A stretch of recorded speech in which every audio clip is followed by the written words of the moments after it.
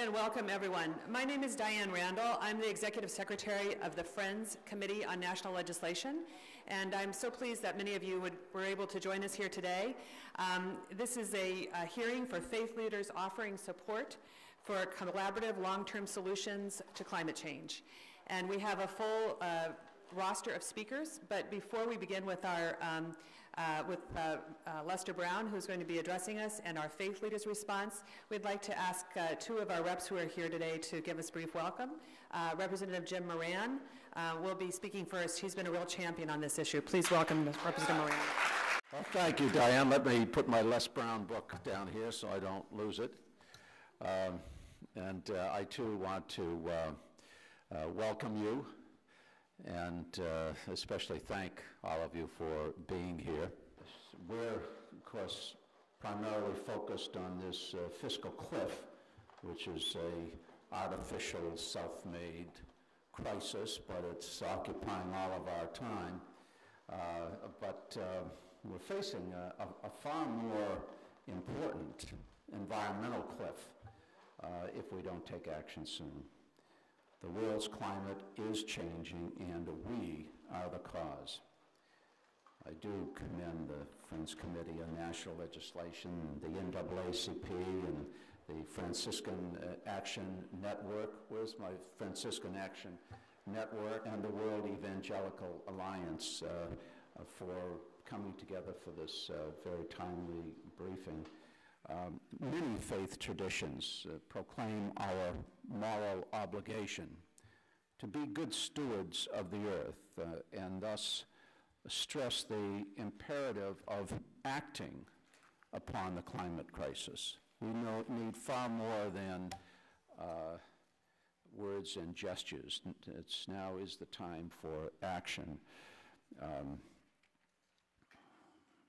You're calling for an awareness of our shared existence and our interdependence with the rest of God's creation that transcends political considerations, or at least it should. But by failing to act on climate change, we have unjustifiably already caused human suffering and death. And it's going to get far more serious, far more extensive, as our ambassador is well aware.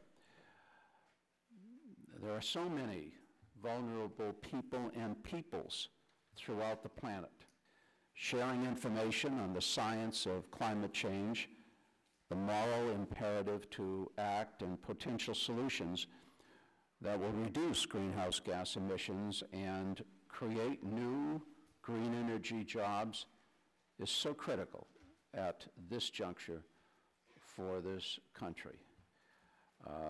We need to set the example. We need to provide the leadership. Climate change, as you know, is not just an environmental or ecological issue. It's a national security, a food, a water, and a sustainability of life issue. Knowing these potentially disastrous outcomes and knowing that we can avert so many of them does in fact make this a moral and ethical issue as well, because to decide not to take a stance is a decision. It's the wrong one. But we know that you can sin by omission as much as by commission. And right now, we are failing our children and grandchildren, particularly through the omission of legislation addressing climate change. That's why we are so appreciative for the members of the faith community to be here today, backing the resolution that we introduced this past summer. For those of you who don't know, and I guess I should say for the camera, it's House Resolution 672. We're not going to get anything done on it in this lame duck session, clearly. We probably won't get anything done, but so it'll have a new resolution number for the next congressional term, but we will reintroduce it and Congressman Grijalva and I will be sponsors, as we will have other sponsors.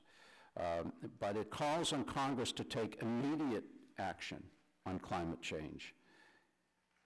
It underscores the importance of ensuring that the energy, environmental, agricultural, national security, and foreign policies, so the domestic and foreign policies of the United States, reflect an understanding of and a sensitivity to the issues related to climate change.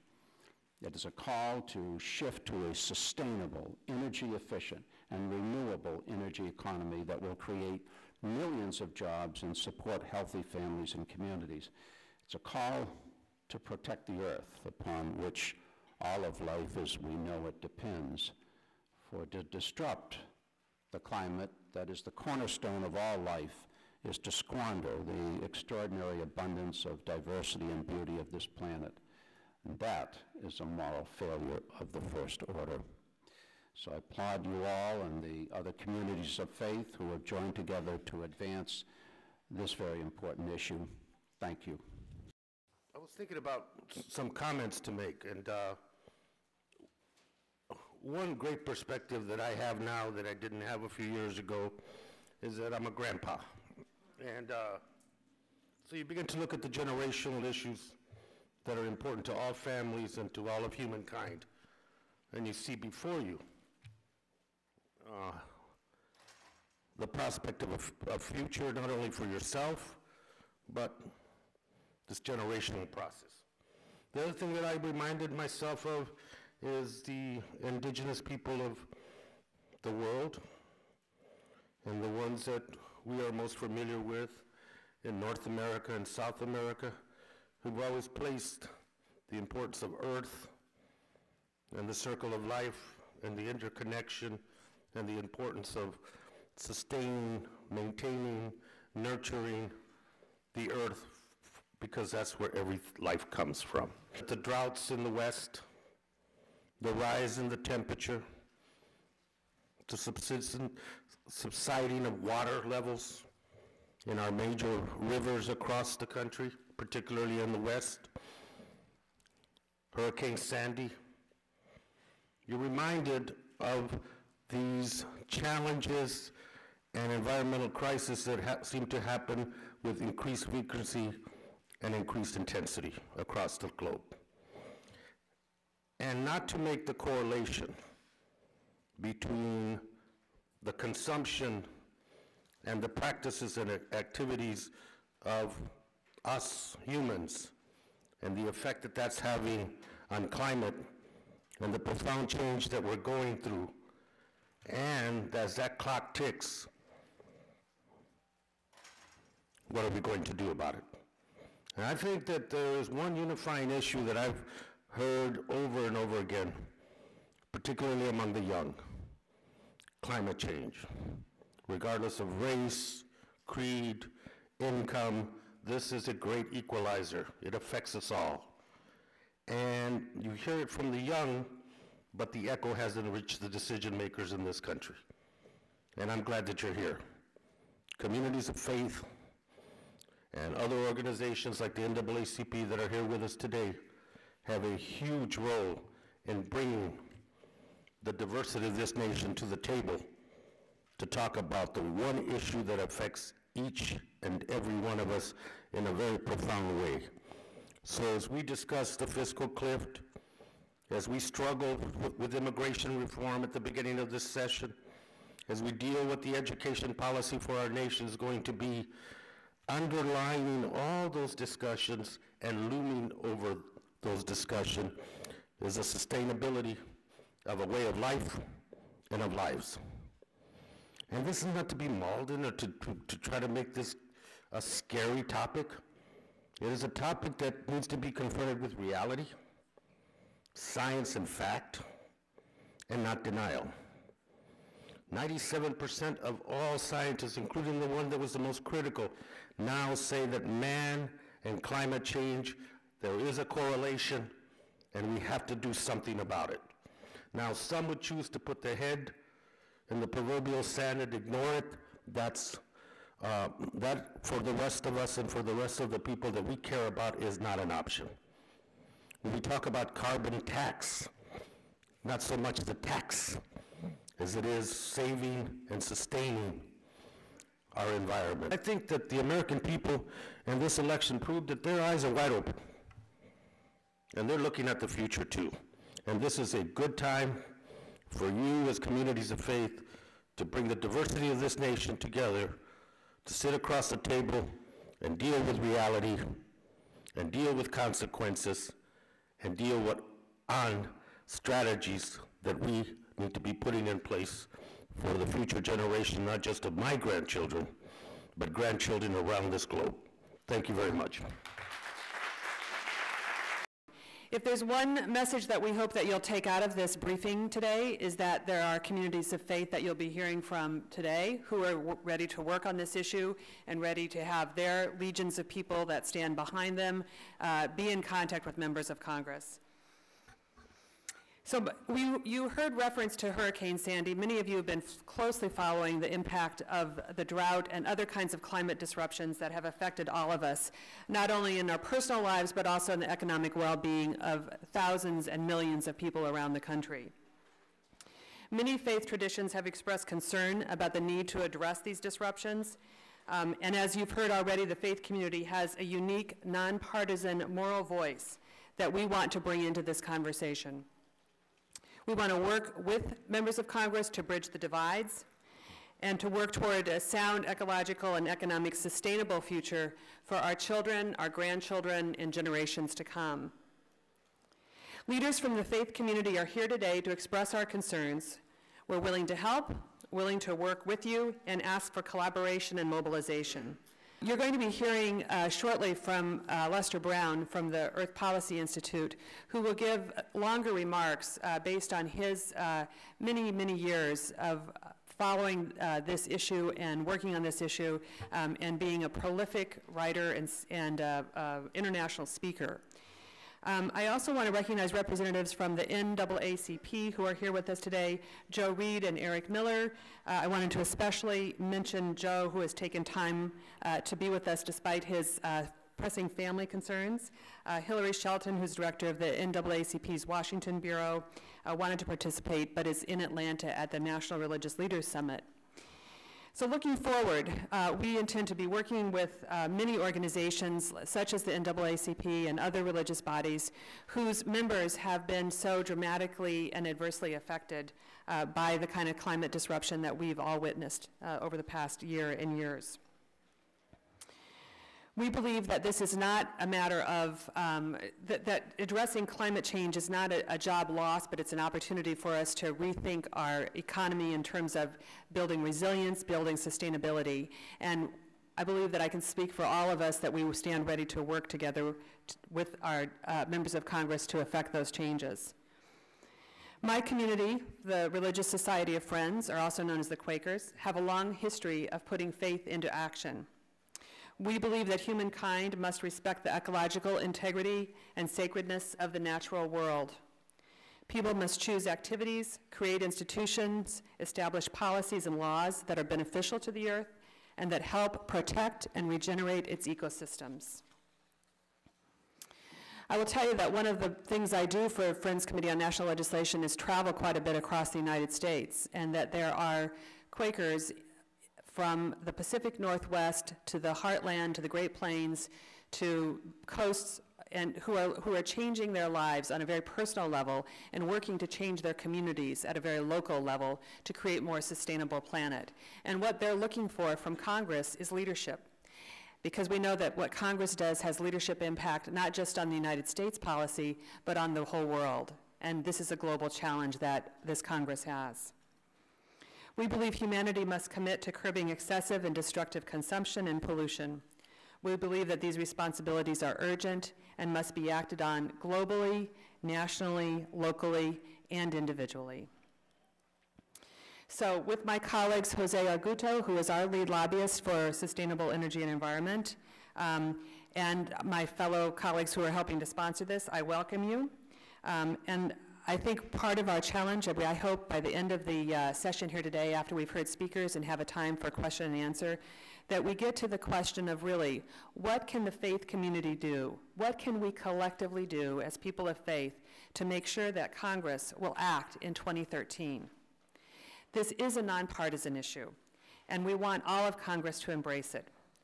The solutions will be difficult, but I'm convinced that if we start from a position of faith and we can agree to address the threat to God's creation, that we can and we will act in 2013. So now, let me introduce speakers. I am very pleased and honored that Lester Brown, the President and CEO of Earth Policy Institute, has agreed to speak today. As many of you are here probably because you know Mr. Brown's work. He has written over 50 books. He has 25 honorary degrees. He is a MacArthur genius. His most recent book, Full Planet, Empty Plates, is available here. He's made copies of it available for friends who are here today. He has been recognized as from the Washington Post as one of the world's most influential thinkers. Mr. Brown.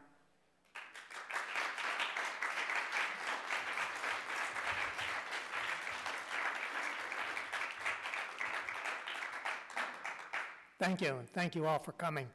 I was talking with the former governor of Colorado, Bill Ritter, some time ago, and he was telling me about going to give a talk, and he'd driven some distance to get there, and he was coming in the back door over here, and he was looking at the audience. There was one guy there sitting on the front row. So he started to turn around and leave, but then he realized, you know, he'd come all this distance, at least there's one guy who wants to hear him speak. So he got up and gave his talk to the guy on the front row, and got ready to leave. He was headed for the door. The guy on the front row said, "Wait a minute, where are you going?" He said, "Well, I finished my talk, I'm heading home." The guy said, "But I'm the next speaker." Well, we've got a lot of next speakers here today, so thank you very much for coming out. My assignment is sort of sketch out the big picture against which we're looking at the climate issue. The weak link in our system, the weak link in our civilization, if you will, I think is food. And when you think about it, it's not too surprising, because when we look back at earlier civilizations, from the Sumerians to the Mayans, it was food that was the weak link. I used to think that food couldn't be our weak link. We're a modern, technologically advanced civilization, but I think it can be. And climate is an important reason of why we're so vulnerable on the food front. The world today is in transition from an age of surpluses, food surpluses, to an age of food scarcity. We have seen in recent months wheat, corn, soybeans setting all-time records. But that's not the end. This is only the early part of what I think is going to be a long-term climb in food prices, and a very disruptive and dangerous one. I'd like to look quickly at both sides of the food equation, the supply side and the demand side, to sort of isolate some of the trends that are going to be affecting the food balance and future food security. We have population growth. That's not new. 80 million a year. That means there'll be 219,000 people at the dinner table tonight who were not here last night. And tomorrow night there'll be another 219,000. So population growth, we're familiar with. That's ongoing. The second major source of growth and demand today is rising affluence. I estimate there are about 3 billion people in the world today who are moving up the food chain, consuming more grain-intensive livestock products. And it's quite possible that this year, the demand from rising affluence will actually overtake the growth in demand from population growth. And this is a new situation for us. Population growth has always been the dominant source of growth in the world demand for food. So we have population growth, we have rising affluence, and in this country, the use of grain to fuel cars. We harvest about 400 million tons of grain per year in this country. Last year, 129 million tons went to ethanol distilleries to fuel cars. That's not a winning situation over the long term. So on the demand side, we have population growth, rising affluence, and the use of grain to fuel cars. The result of that is that the annual growth in grain consumption, which a decade ago was about 21 million tons per year, is now about 41 million tons per year. So demand is growing much faster than ever before in history. On the supply side, we're looking at severe soil erosion in large parts of the world. We're now losing topsoil faster than new topsoil forms from natural processes. And we see huge dust storms in northern China today and in Central Africa. These dust storms are the result of overgrazing and overplowing, and they are costing us millions of tons of topsoil per year. So that's soil erosion is undermining production in some key parts of the world. Overgrazing is a huge problem. We forget how destructive excessive numbers of livestock can be. Compare, for example, the US and China. Both countries have almost 100 million head of cattle. In the United States, we have 9 million sheep and goats. China now has 284 million sheep and goats. That's, if I were to pick a single reason, that is why this huge dust bowl is forming across northern China. So soil erosion is a factor. The second constraint we're facing is water. Half of us now live in countries that are overpumping their aquifers, overpumping their underground water resources in order to produce enough food.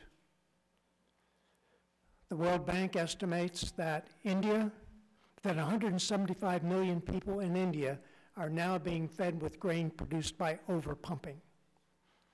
My estimate for China is that 120 million Chinese are being fed with grain produced by overpumping. We have a lot of overpumping in this country. Major states like Texas and California have lost probably 15% of their irrigated area over the last 20 years. And it's continuing to shrink. So water is emerging as a serious constraint on efforts to expand food production. Water is a far more serious constraint than land. There's a lot of land in the world that would produce food if we had the water to go with it. So water is an issue. And then we have climate change. The generation of farmers now on the land is the first to face climate change. Farmers in generations past, when I was farming back in the 50s, we'd have a bad weather year once in a while, an intense heat or a drought or what have you, but we knew it would just be a year or so and things would go back to normal. Now there's no norm to go back to. The climate system is changing. Agriculture, as we know it today, has evolved over an 11,000-year period of rather remarkable climate stability. And now suddenly climate is changing. And so the agricultural system and the climate system with each passing year are more and more out of sync with each other. And that is costing us, and it's going to cost us a lot more in the future. So climate change is emerging as a major threat to food security, along with water shortages and soil erosion. Another constraint that's emerging that most of us are not even aware of is the glass, what I call the glass ceiling on grain yields. There comes a point when you're raising rice yields where you can't raise them any further. You've eliminated moisture shortages, nutrient deficits. You're doing everything you can do. And then we see yields plateauing because we're reaching the limits of photosynthetic efficiency. So that's the glass ceiling. Japan has hit it with rice. South Korea has hit it with rice. China may be about to hit it with rice. If so, that would mean a third of the world's rice crop is being produced in countries that can no longer raise yields. In Europe, the big three grain producers, France, Germany, the UK, there's been no increase in wheat yields in those 3 countries for at least a decade. They have plateaued. So we're beginning to hit this glass ceiling in the more agriculturally advanced countries, reaching a point where we simply can't go any further. So we have soil erosion, water shortages, climate changes, and in the more agriculturally advanced countries, approaching, in some cases, already hitting the glass ceiling. These are the reasons why grain prices today are double what they were 5 years ago. These are the reasons why they're going to be even more, even higher in the years ahead.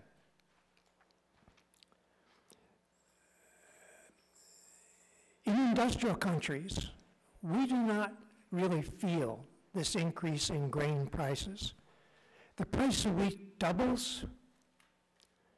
If you live in New Delhi and you go to the market and buy wheat, bring it home and grind it into chapatis, if the price of wheat doubles, the price of your chapatis double. But in this country, we buy a loaf of bread that may have 10 cents worth of wheat in it. It's a $3 loaf of bread. The price of wheat doubles, you add another 10 cents. Because the wheat is such a small part of the cost of our loaf of bread. It's the processing, the transportation, the marketing, the packaging, all those things. So we're kind of isolated, so we don't really can't relate very well to what's happening in developing countries. There are many countries now where they're down to 1 meal a day. But beyond that, we're now seeing the emergence of a new situation, almost a new concept in coping with food shortages, and that is foodless days. Families in Nigeria, in Ethiopia, in India, and many other countries now routinely decide which days they will not eat each week, because they can't afford enough food to eat every day. So on a Sunday night, they may decide that on Wednesday and Saturday, they won't eat. 24% of the families in Nigeria now routinely plan foodless days. It's part of their marketing process, of their household management, if you will. They cannot afford enough grain to eat every day. Same is true in Ethiopia. Maybe 27%, India, 20% of all families now routinely plan foodless days. So we're moving into a new area here where the low-income segments in the low-income countries can no longer afford to eat every day. That's a new reality, and it's a disturbing reality. Now, this conference is about what to do. If I were to pick 2 things that require action, one would be to fill the family planning gap. The other would be to cut carbon emissions fast. There are millions of women in the world today who want to plan their families, but who do not have access to family planning services. We cannot afford that family planning gap. Filling it would take about this much. The figure would be so small that it would get lost in the rounding of our defense budget. And I would argue that population growth, continuing population growth, is now one of the most serious threats, not just to our security, but to political stability and security throughout the world. So fill the family planning gap.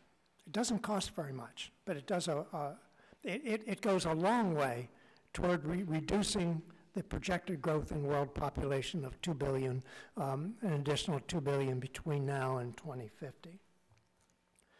With carbon emissions,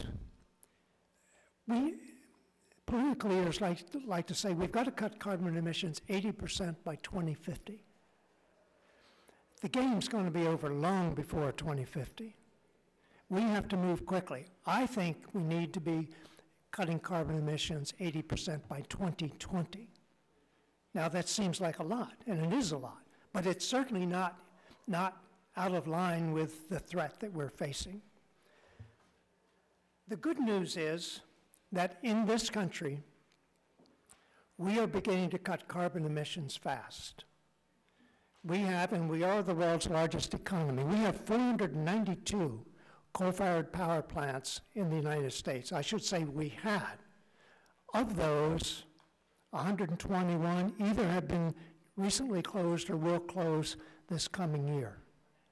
That's huge. One of them is the one across the river in Alexandria, a 475 megawatt plant that stopped operating, closed, I think, on October 1st.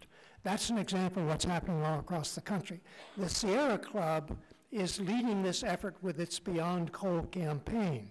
Their goal is to close every coal plant in the United States. They got 121 out of 492, so they've got a ways to go, but they're moving, and very effectively. So that's one of the most important things happening in the world today, I think, in terms of cutting carbon emissions. A second encouraging development, the two big sources of carbon, of course, are coal and oil. With oil, we're seeing some dramatic advances in automobile fuel efficiency, in moving to plug-in hybrid cars and to all-electric cars. Once you move to electric, then you have the option of running your cars on wind energy, for example. And that's where I actually think we'll be headed. The Obama standards for automobile fuel efficiency would have new cars sold in 2025 using half as much gasoline as those sold in 2010. So that trend is headed in the right direction.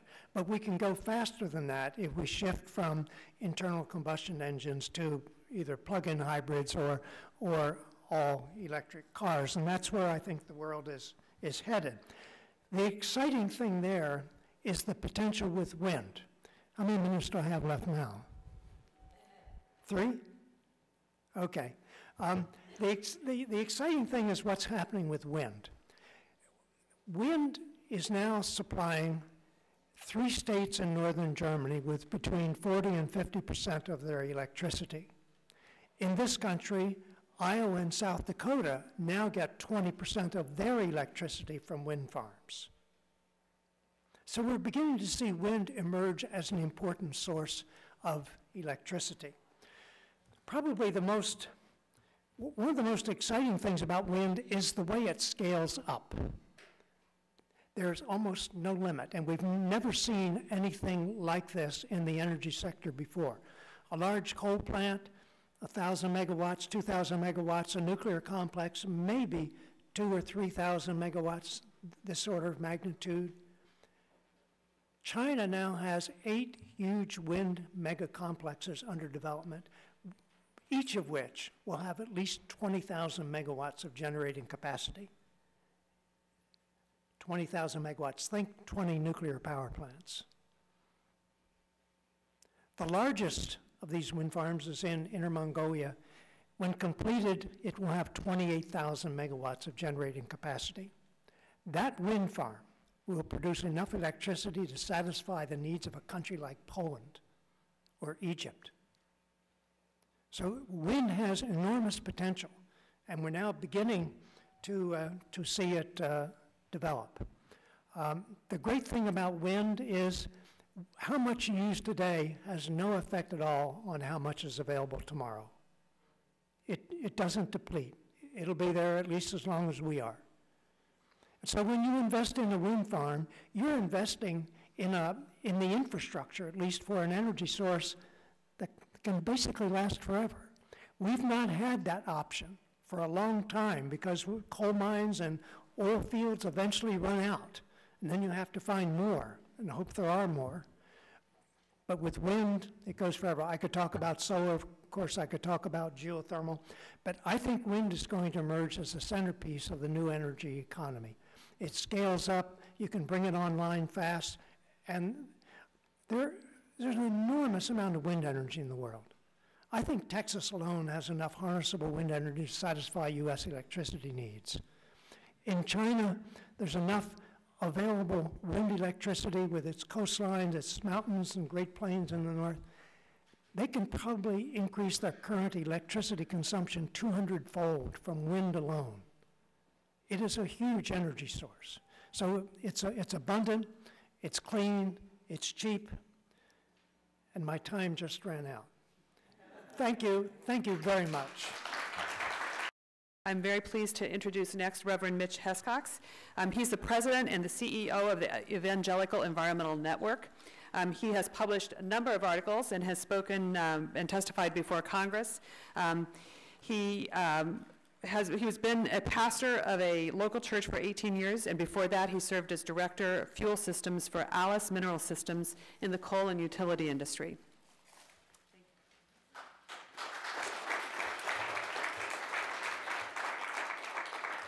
The only problem I'm going to have today is I'm an old preacher, and preachers can't say anything in 6 minutes, but I'm going to try.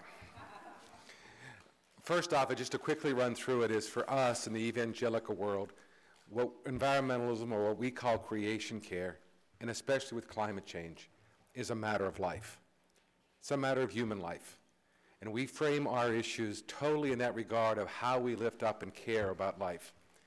And what I'm going to talk to you today is surrounding that life issue, and it was mentioned today, this can no longer be a left issue or a right issue, but I would say a God issue, and for us in this room, an all-American issue.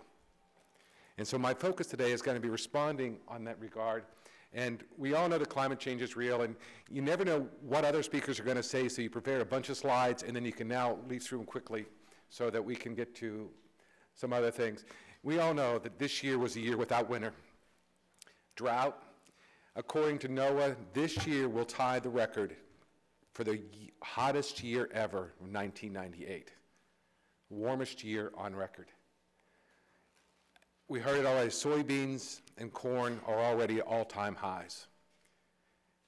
In the lifetime of my grandchildren, the United States will probably lose at least 15, if not 50%, of its agricultural capacity from climate change unless we start acting today. And the way I want to frame this issue today is this is an American problem today. It is no longer just about talking about the developing world or Micronesia or any place else. And I'm hoping and praying that that will get the American people at least to wake up, because now it is something that is affecting every American citizen. We are, for 2013, considered the 7th most at-risk nation for extreme weather and climate change from the German reinsurance people. Last year we were 30th. This coming year we will be the 7th. National security. You know, we've all talked, everybody's heard about the Arctic melting and the Antarctic melting and proven. I don't know how many of you know this, but it just happened on December 6th, it made it. An LPG tanker made it from Germany across the Northeast Passage in the winter, the beginning of winter, to Japan. And it only incurred 1-inch thick ice at its worst time in the Bering Sea. Never before happened. Our Navy now has a completely new area to defend our nation against, plus the fight that's now already happening over the resources of the Arctic. Sea level rise, we know that. Speaking of that, I don't want to be our Navy, because Norfolk and San Diego will be underwater in the next few years, next 50 to 60 years. If you look at some of the statistics, and I'll have them up, the seaboard, 8 inches, 3 feet, 3 feet under sea level, 1 meter basically, will be underwater within 100 years. Norfolk, San Diego, 3.7 million people in a land area the same size as the state of Maryland, within the lifetime of my children and grandchildren. And of course, all of us know Sandy. I had the pleasure of the eye going right over my house. And the reason I mention all this, and you get that, if you want to, 8 to 9 inches of sea level rise, compared or added to the tidal surge, represents that for every inch, New York City alone, 5,000 more people were affected.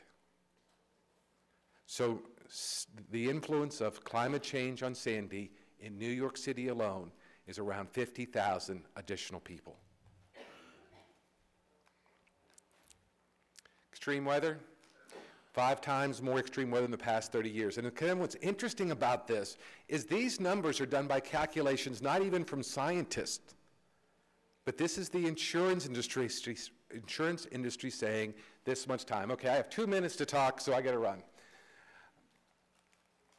what I'd like to share with you today is that I believe the droughts in Sandy need to take us back to an event that happened 40-some years ago in December, and that's Pearl Harbor.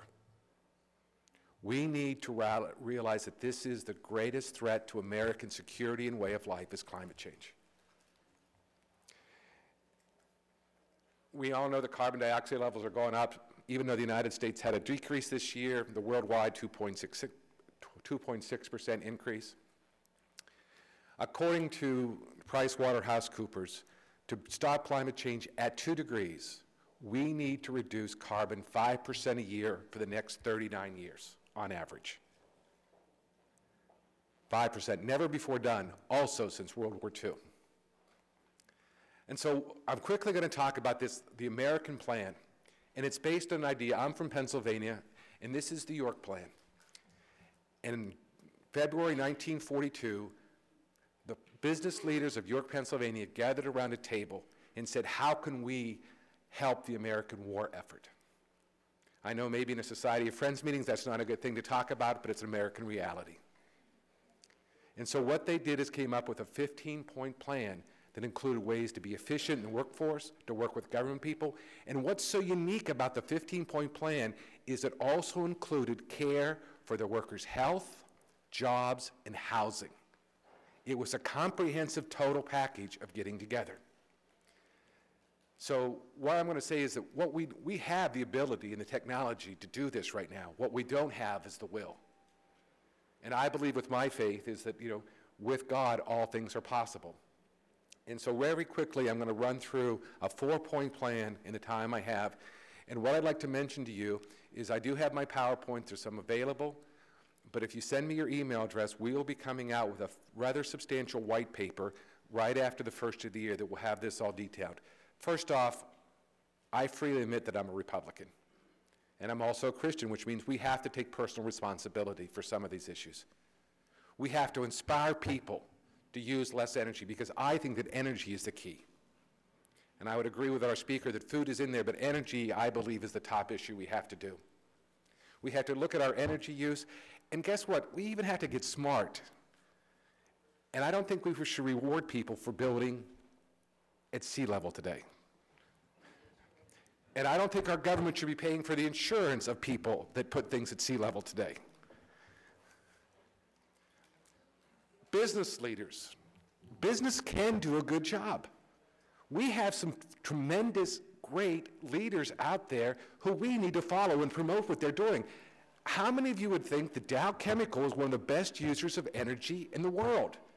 They've saved $9 billion in the past 20 years with a $2 billion investment. That's a great return on investment. You might not like some of the things, but Walmart is the most efficient industry going today in the retail scene. And there's lots of others. Go to the Newsweek every year puts out a list of the top green businesses, and I'd urge you to follow it, and we need to support them and encourage them to do this.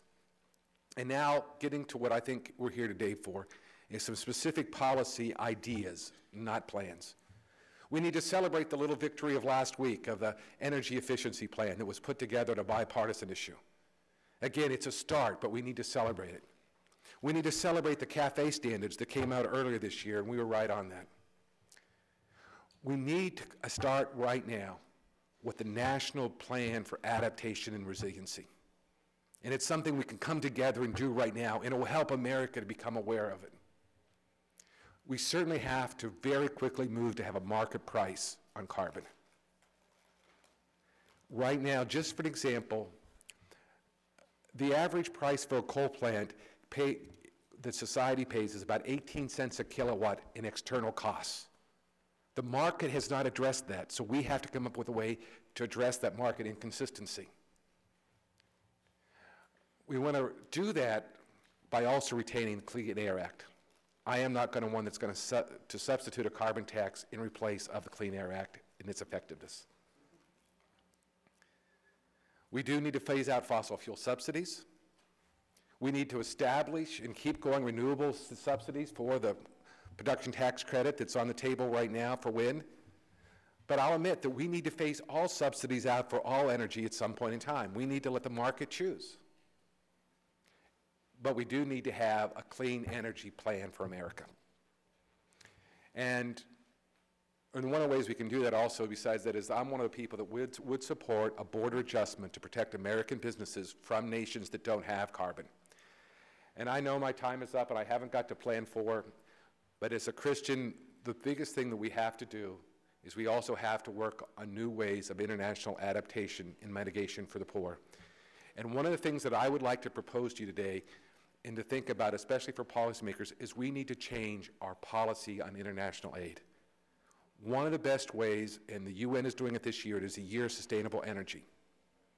Without energy, we will never meet the Millennial Development Goals.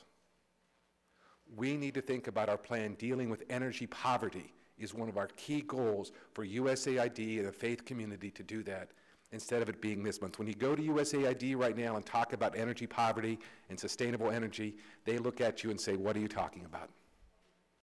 I really like the title that you gave to this presentation, Long-Term Solutions to Climate Change. But I'm a firm believer that long-term solutions will only come about with short-term activities. And so it's one person at a time, one area, one region, one activity at a time. And again, this is a faith-based presentation, so let me just start with a word about St. Francis of Assisi, who was born in Italy, and he was quite a poet and just a lover of creation. He did many, many great things, but let me just say that he loved to pray in creation and considered it as a personal gift to each person on this globe from the God who loved and loves each one of us. And so he even wrote many songs, many poems, many prayers. But one of them is called A Canticle to Brother Sun. And he just marvels over the sun and the moon and snow. And he probably didn't say much about snow because he's from Italy, but we sort of inserted that later. He does talk about water and so on. So St. Francis really gives us some wonderful foundational values. Madonna University is a university of 4,500 students located in Livonia, and it is a good middle-sized city. It's just under 100,000 persons, and I might say it used to be over 100,000 just within the last 5 years, so some of our population is migrating to new towns or new areas, which is a whole other area we could talk about in terms of climate change when populations keep spreading out. In any case, at Madonna University, we have 4 major values. We're a Catholic institution, and we have these foundational values that apply to all individuals that attend. And these are respect for the dignity of all persons, peace and justice, considered a value, education for truth and service, and reverence for creation. And I remember when I first became president, even though I had been at the university for many years, I hadn't paid as much attention to the values, and I could figure out ideas what we were doing in all the areas, except reverence for creation. It always seemed we were saying, well, we do some recycling. And so I attended a conference where I learned about this LEED certification, what did all that mean, and felt that if we were going to be true to our word, that we needed to do something significant. And so we took up this banner and did build this 60,000 square foot building, which by some standards might not seem all that large by the standards of this building, for example, or other buildings in Washington, D.C. But for a small university, it's a large enterprise, and it came out very successfully. And when you think of how buildings are LEED certified, there are many, many parts to it, but things that make so much sense, like for furniture or materials to use recycled products. What a simple thought. But so often we don't. We just throw them in, the local trash area to use products from within 500 miles. Why would we have to send out, Michigan has all kinds of wood and products, why would we have to go to California for wood or Texas for something else and so on? So that was another commitment. Using products which are more plentiful or more easily produced, and so we have some bamboo in the area, cork floors and so on. A use of natural light, which has just made the building gorgeous, and use of e-windows and so on. I won't continue on this, but just to go on to say, all right, so now we've gone to recycling and a sustainable building. What's the next thing? And so we said we really needed to get a sense of what we need to do to control this issue of climate change. And so we set up a sustainability task force, but we brought in every vice president. So we didn't think of it as a one issue kind of thing, but we brought in somebody who would do curriculum, where we would immerse parts of information on climate change and so on in the curriculum. Let me just perhaps come to, I know that we have this gentleman who's got the 2-minute sign, so I must be at 1 minute. Let me just say one of the latest things that we will be doing that is a little more in the long-term solution, and that is, I don't know if you've been following the MOOC, or the MOOC courses, which is the massive open online courses. We will begin courses on climate change that will be distributed widely. The first audience for us will be Franciscan institutions throughout North America, but we will be open to everyone, and we are very happy that our own community, the Felician Sisters, is funding this, supporting this effort. And so we are in the process, we just learned of the funding, and we are now in the process of preparing these courses, and hopefully we will continue to spread the word, and we invite each of you to do the same. I'll just end with my original statement, and that is long-term solutions require short-term efforts. Thank you very much. We're going to ask Representative Markey to come to the podium and just give a few remarks before Rabbi Saperstein speaks next. And we just want to thank Ed Markey of Massachusetts for joining us here at this briefing today. Representative Markey. Thank you, Diane, so much. And I thank Rabbi Saperstein for allowing me to come up here on the bema to speak before his concluding remarks. This is a very important moment post-Superstorm Sandy. The election was really a referendum on Mother Nature versus the Koch brothers, with 1 week left to go in the election. And Mother Nature won. You know, the power of Mother Nature overwhelmed those hundreds of millions of dollars that had been spent by the fossil fuel industry to say that nothing should happen and that climate science is not real. So that's where we are here now. We've had a preview of coming attractions. If we wait another 10 years and we keep loading up the atmosphere, then the storm which will arrive will be so much more horrific than what we just experienced in the United States. Much less around the world. But at least Superstorm Sandy focused us on the United States. We're not immune. We're not immune. So I went to the Immaculate Conception Grammar School, Malden Catholic, Boston College, and Boston College Law School. Every day, 20 years, Catholic school. And the nuns did teach us to respect God's creation. That's a very important part of what I bring to this. And then I married a Jewish doctor. And a public health doctor. A public health doctor. And the planet is running a fever. And there are no emergency rooms for planets. So we have to engage in preventative care to make sure that we avoid the worst consequences of what can happen if we just ignore the warnings which are received. It's going to be bad enough as it is, without adding to the level of harm which can be done. And the Jewish tradition has a word, has a phrase, tikkun olam, to heal the planet. And that's really our charge, because it's the same charge that comes from the Catholic religion, from all religions, to respect God's creation. The greatest of all 20th century Jesuit philosophers, Teilhard de Chardin, he had this great notion of something which he called the noosphere. And the noosphere was a a brain sphere, a common sense of who we are as a planet and the inhabitants in it, that we shared this common noosphere, brain sphere. And he basically said that that's our job. Our job each generation is to improve the planet, maybe 1%, maybe 2%, and maybe we'd reach a day where we had actually perfected this creation of God and we were worthy to be in his presence.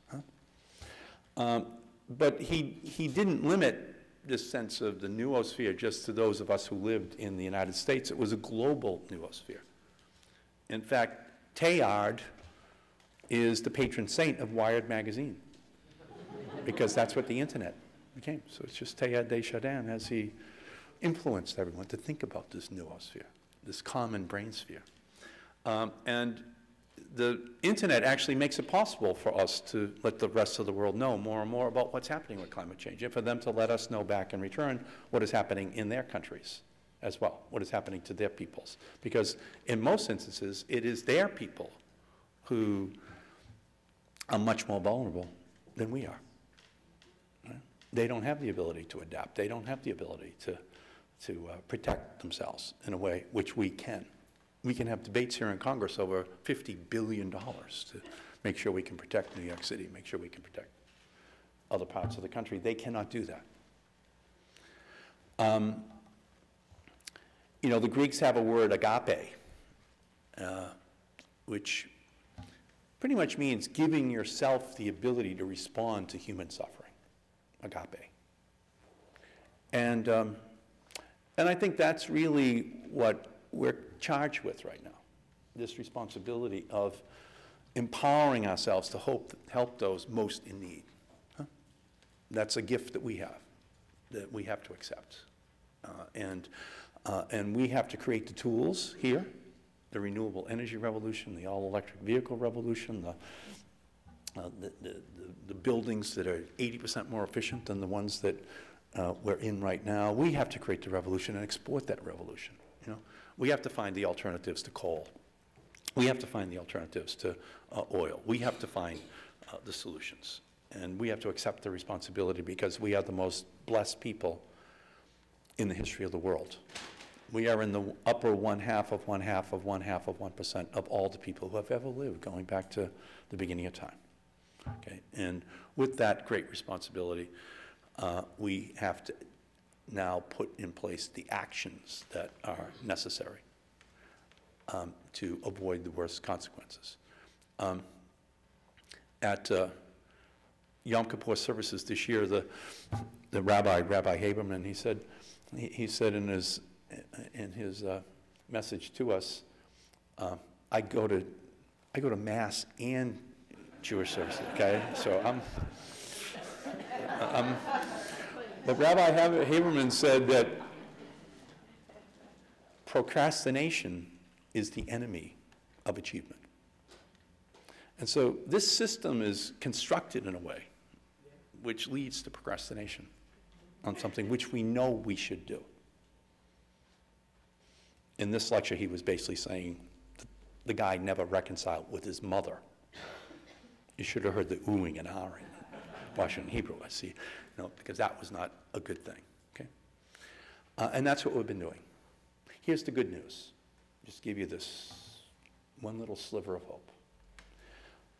The progress that we've made on renewable energy, 12,000 new megawatts this year installed in the United States, 3,000 new megawatts of wind, 3,000 new megawatts of solar. The advertisements on every TV station now is the automobile industry for the first industry because of a law we passed. Now brags about how far the vehicle goes. Huh? It's like now a virtuous, positive escalation of rhetoric in terms of how good these vehicles can be. We've gone from 51% of all electricity in the United States being generated by coal in 5 years ago, down to 36% generated by coal this year. It's a huge drop. It's your victory, okay? It's what's happening. So the increased fuel economy standards, the renewables that are being deployed, the switch over from coal over to renewables and natural gas, which only has half the pollutants, which gives us a transition to a future where there are no fossil fuels at all, but at least we're dramatically reducing the greenhouse gases. Since 2005, we have gone from 6 billion metric tons of CO2 going up into the atmosphere from the United States down to only about 5.3 billion metric tons this year. So directionally, we're driving this now. Yeah? It's not moving as fast as it should, but dropping something from 6 billion down to 5.3 billion is a huge victory for us. Now, we wish it was 4.3 billion right now. But still, you can see that, the pathway is there. And Martin Luther King used to say that the arc of history is long, but it bends towards justice. But it also bends towards technology, towards the environment, towards education as a tool which tries to extract from people their best instincts. And so Teilhard de Chardin, for me, was kind of the touchstone that all of the Jesuits used as a way we should view ourselves as part of this larger world that we live in. And that we had been given much, and we had to think of it in those terms, not just our own friends and our own neighborhood, but this larger world that we live in. And the greater damage, unfortunately, by far, is going to be caused in the rest of the world than to the United States, as bad as it will be in the United States. And we have a chance to change the course of history. We have a chance to do something which will really make a difference to alleviate human suffering, which is going to be massive. It's going to be overwhelming. Okay. When other countries in the world look at us and we tell them to stop, they say to us, you cannot preach temperance from a bar stool. Most of that CO2 is red, white, and blue because it's cumulative up there. Okay? When you really change your habits, then you can talk to us. Then you can talk to India. Then you can talk to China. So we're in a situation now, okay, where we're still smoking the cigar, telling kids smoking is bad for you. We still have the beer in our hand saying, drinking is bad for you. Well, that's not the message the kids are going to respond to. Huh? So I thank all of you for everything that you're doing. At the end of the day, this religious message, which I think really is in the soul of the American people, is one that's going to make a big difference. It's God's planet. It's His creation. There are no alternative planets for us to go to. We've all been charged since our earliest age with maintaining it and improving it. Okay? And all of your work is pointing us inexorably in that direction. But with Superstorm Sandy, we're now called on to raise our energy levels to capture this political opportunity which has been presented to us in order to put razor blade sharp edges on it politically so that we telescope the time frame that it will take in order to get the solution, and that maybe 100 years from now, children have to go to the history books to find out that there ever was such a crisis as global warming and climate change. But that charge is to us. Thank you all so much. Rabbi David Saperstein is director of the Religious Action Center of Reform Judaism.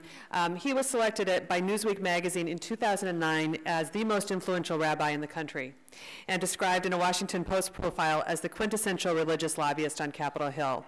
I'm going to say no more. I see Rabbi Saperstein a lot, and believe me, he's great. So.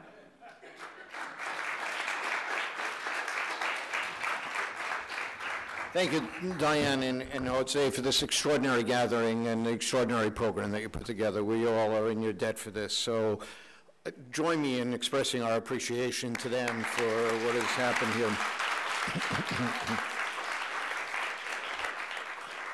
It is clear the ever-broadening engagement of our country over this issue and the different components of our communities. I'm glad that we had representatives from the NAACP who are here. And I've been asked to just conclude the formal presentations by reflecting on the religious stake in this issue, the religious contribution to this issue, and the religious values that undergird this issue, and I will do so quite briefly. For protecting God's creation is emerged as one of the most intuitive religious issues of our time, bringing Buddhists and Hindus and Muslims, Christians and Jews together in interfaith coalitions and dialogues aimed at addressing our common concerns on what it means for God to say, I have created this and left it for you to till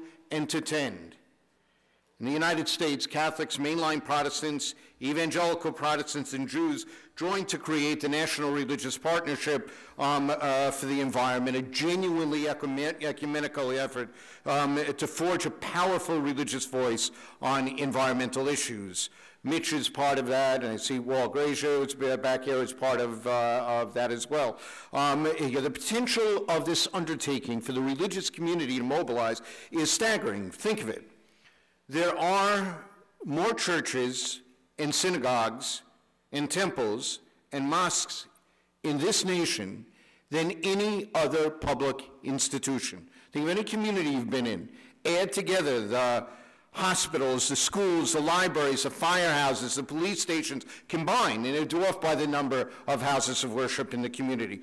Over 300,000 churches, synagogues, mosques, ashrams, temples in America, and millions across the globe. If every one of them, starting with yours, engaged in a serious effort to conserve energy and purchase renewable energy, to use compact fluorescent bulbs, to really recycle and purchase recycled goods, to help clean up their neighborhoods and plant trees, and most of all, to demand saner environmental policy for their billions of congregants across the globe, what a transformation of the environmental issue we would see.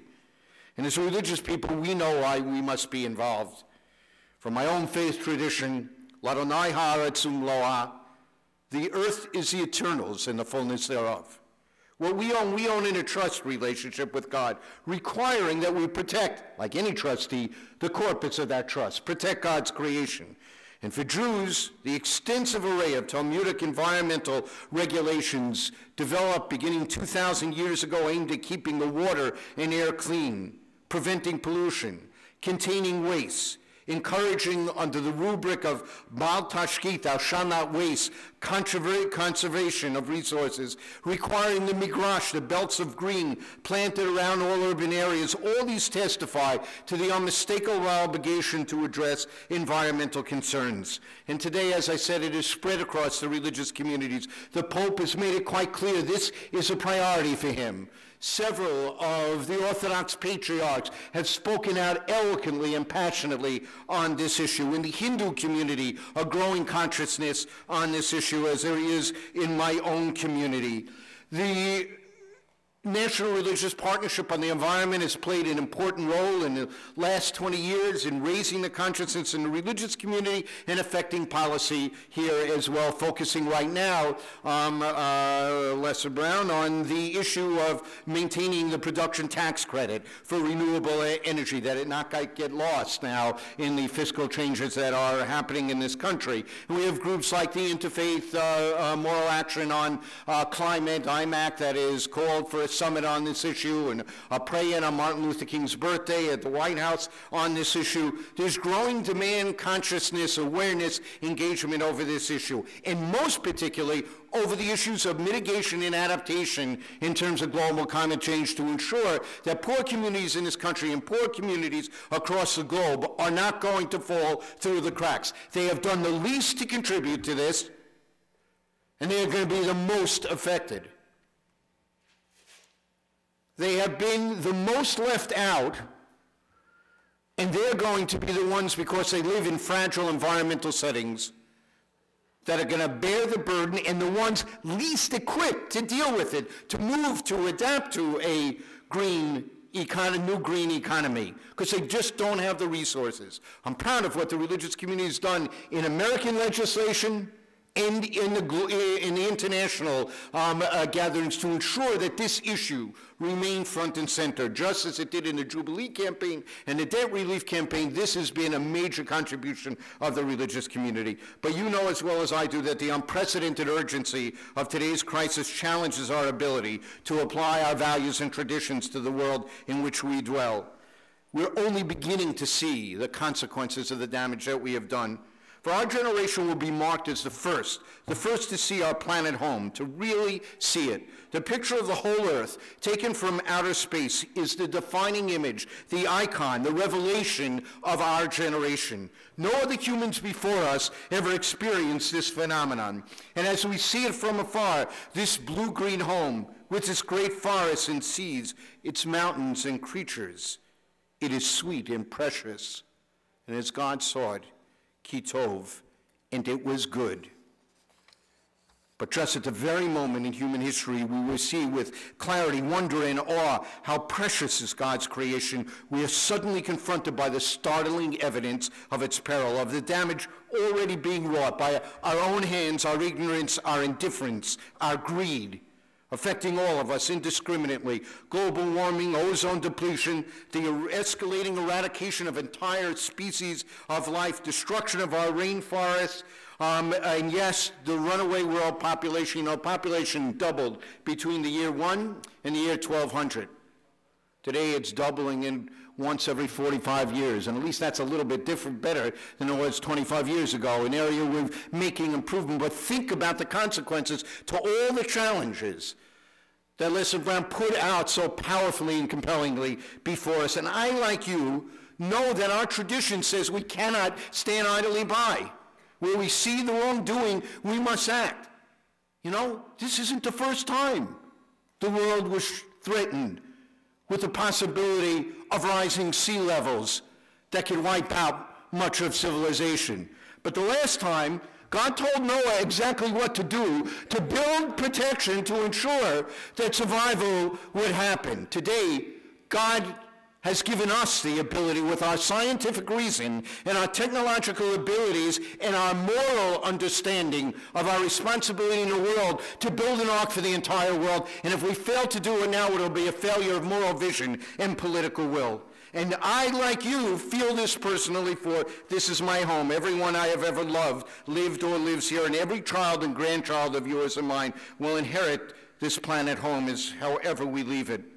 The Midrash recounts, in the hour when God created the first human, God brought that human before all the trees of the Garden of Eden and said, "See, how fine, how excellent are my works.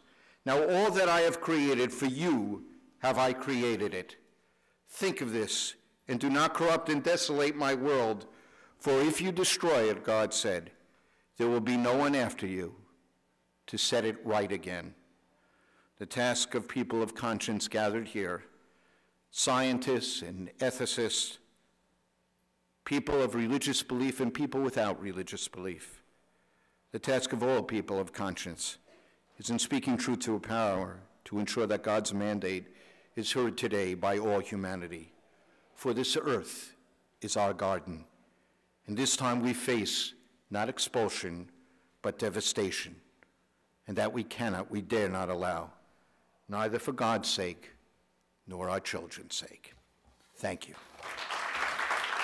Thank you very much. I will be brief, but I do appreciate being here and hearing the speakers before me.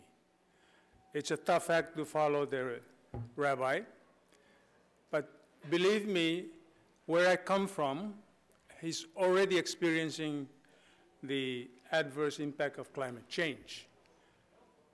The atolls of Micronesia are only 6 feet above sea level. And you saw on the board that was set up by Mitch, in the next 50 to 100 years, sea level could be rising between 3 feet and 8 feet. So you know where I will be. Land where I come from is tied to life of the family, of the clan. It is passed on from generation to generation. It is part of life, and it defines who we are. So I have a responsibility to pass it on to my grandchildren. And now I look ahead, and I have a serious doubt. One of our islands was hit by a typhoon, a cyclone, okay? And it wasn't all that large, a typhoon. It was only 75 miles an hour. But the tidal surge raised the sea, and it wiped out half of the island. The next day, part of the graves were on the beach.